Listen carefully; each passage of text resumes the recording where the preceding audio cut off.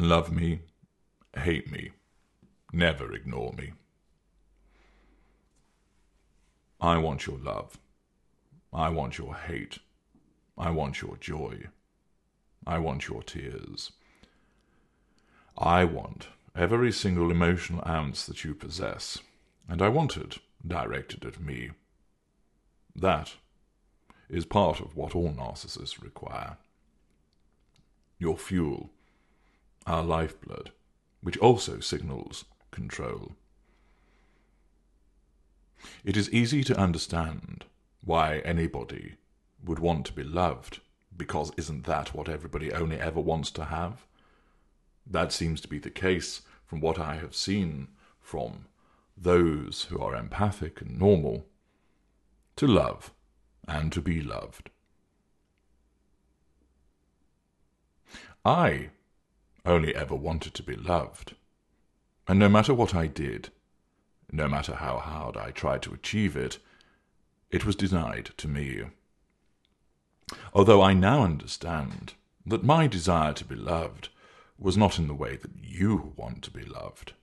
No, my desire was based upon it giving me an existence. It signified that I mattered, that I was important, and most of all, that I had control. I required and wanted that manifestation of love because it served my needs as to what I am, different to you. I sought that love because I saw that it was given to others, and I wanted it. I wanted to matter. I wanted it to cause me to exist, to validate who I am. And thus I sought it out. But it was denied to me, and I was met with, push yourself harder, go further, work harder, and perhaps you can then have it. I was promised that gain repeatedly, and I complied. I strove, and I toiled, and I grafted. I studied, I obeyed. I trained, I ran, and I ran fast. I jumped, and I jumped higher than anyone else. I tackled, I shot, I pushed, I swam, I wrote, I complied, I answered, I read, and I read, and I read. I achieved, I overachieved. I did everything that was ever demanded of me back then. But it was never enough. Does that sound familiar to you? Of course it does. You know what it is to like to give your all, and it still never be enough. You know what it feels like to keep trying, until you feel like you've nothing left to give any more. Why do you think that we are so effective in extracting that sensation from you? It is because invariably we have been schooled in such a technique during our formation that it becomes second nature to us, either consciously or unconsciously. I was praised, I was encouraged, I was supported and I was pushed. I was told and instructed and ordered. The plaudits came, but there was always the caveat. That is an excellent result, but next time, try for 100%. You ran a brilliant time, but I know you can do it faster. You just need to try harder. Push yourself. It is good, but not as good as what you can do. You are better than that. Remember, we are better than all of them out there. It's pretty good. But remember, HG, you will let me down if you do not get to the top of the class. Still, although it was conditional praise, it was praise nonetheless, and this combined with my endeavours meant that I was never ignored. The achievements accumulated, the prizes were gathered, and the accolades were acquired. Upwards. Always upwards and onwards. Accordingly, your praise, your admiration, means so much to me and my kind.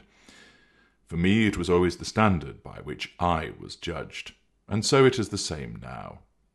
Like all of our kind, we crave the adulation, the admiration, the passion, because it provides us with validation, it powers us.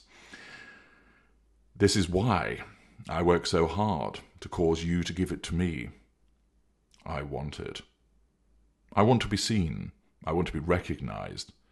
And that means that I must receive your emotion-sodden attention, namely your fuel. It doesn't matter if you're shouting at me or begging me to stop, so long as it is directed towards me.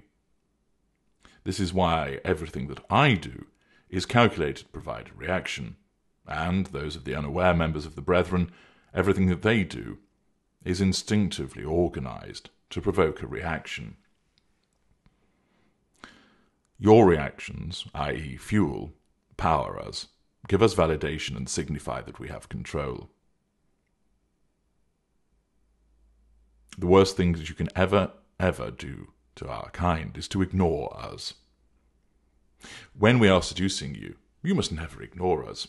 We have invested far too much in your acquisition to lose you to someone or something else. The bombardment of you with messages and attention is to not only control you in the moment, to bring you under overall control, to ensure that you do not venture somewhere else, and thus we are denied control and fuel. This is why the narcissist will text you, and if there isn't a prompt response, the narcissist will text you again, and then will call you, and then will turn up at your house. The narcissist needs to know that you're responding to the seduction. The need to control is absolute. There is too much at stake to allow you to ignore us. Once devaluation begins, once again, we need the emotionally charged attention that comes from you. You're weeping, you're shouting, you're screaming, you're complaining. The insults, the anger, the madness. It will never trouble us in the way that it troubles you to be shouted at. In some instances, your tears and your anger is just pure negative fuel, deliciously potent and precisely what we want. Sometimes it comes as challenge fuel. And thus you are fueling us nevertheless, you are not wounding us. This is a common mistake that people who don't understand narcissism make. But there is a challenge, and that challenge must be put down. But so long as you continue to fuel us, we are good for several rounds yet. We need the fuel from you, positive or negative. And if you wish to understand more about the various categories of fuel and how it all operates, you can do no better than read my book, Fuel, which you will find in the Knowledge Vault or on Amazon. We require your response. It makes us feel powerful. The negative fuel is more powerful than the positive fuel because it isn't that difficult to get somebody to be nice to you. But to cause that person to cry, to shout, to complain, to wail, to seethe, that is more difficult. And particularly with regard to extracting that from a genuine empath, geared in a way not to behave immediately with furious anger. To extract that negative fuel from our empathic victims signifies power.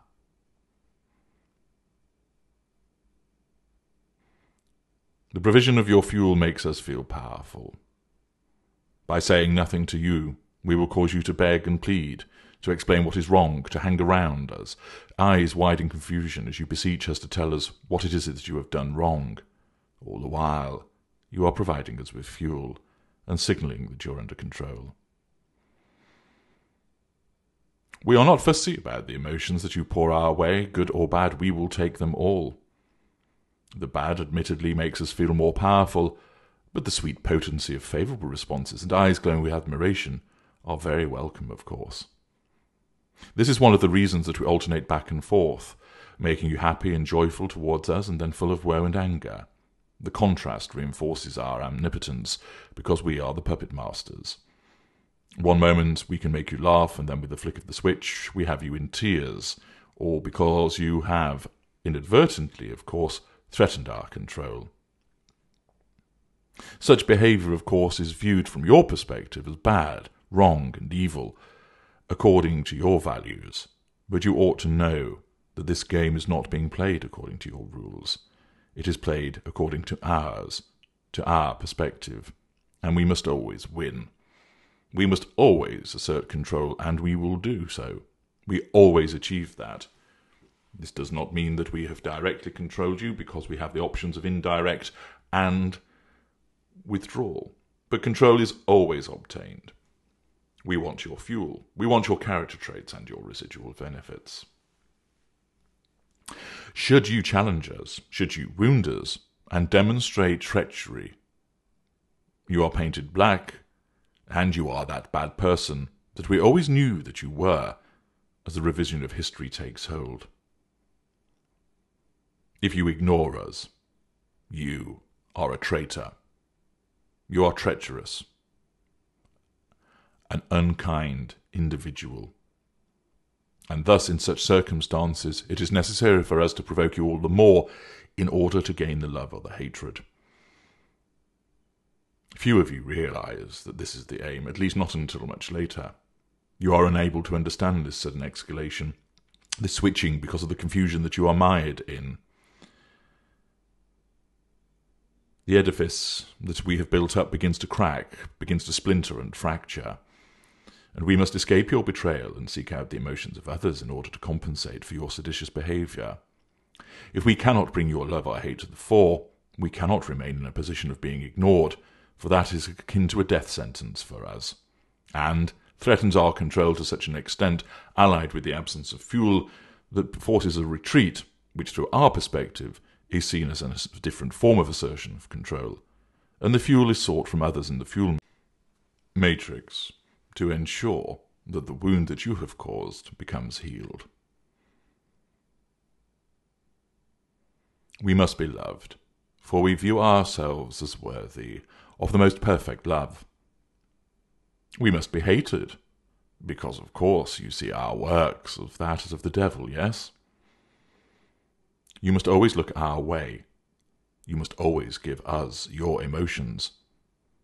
Never walk away from us. Never turn your back upon us.